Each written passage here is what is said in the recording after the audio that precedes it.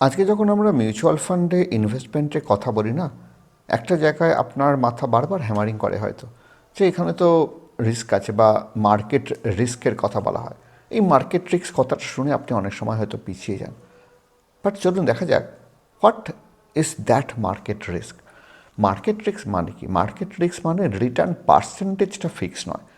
আজকে আপনি একটা মিউচুয়াল ফান্ডে ইনভেস্টমেন্ট করলেন, এক্সপেকটেশন রাখলেন আপনি 12% পাবেন, 5 বছর বাদে গিয়ে দেখলেন ওটা 12% হয়নি, 10% হয়েছে। এটাকে বলা হয় মার্কেট রিস্ক। আবার এই 12% এক্সপেকটেশন ছিল, হয়ে গেল 14%, এটাও কিন্তু মার্কেট রিস্ক। তো মার্কেট রিস্ক মানে রিটার্ন পার্সেন্টেজটা বাড়তে পারে বা কমতে পারে।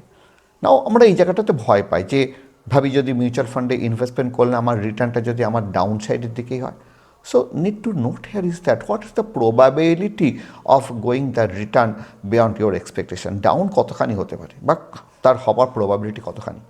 It's very negligible. যেমন আমরা ট্রেনে চড়ি, যখন জানি তো কোনো কোনো সময় ট্রেন অ্যাক্সিডেন্টও করে, তারপরে কি আমরা ট্রেনে চলাচল বন্ধ করে দিই? বন্ধ করি না, কারণ আমরা জানি probability of that accident occurrence is very very negligible.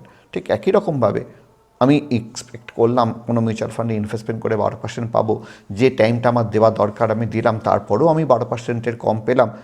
এটা খুবই একটা কী বলবো, প্রবাবিলিটি লেস প্রবাবেল একটা ব্যাপার। সো এখানে একটুখানি লজিক্যাল ডিসিশন মেকিংয়ের প্রয়োজন আছে।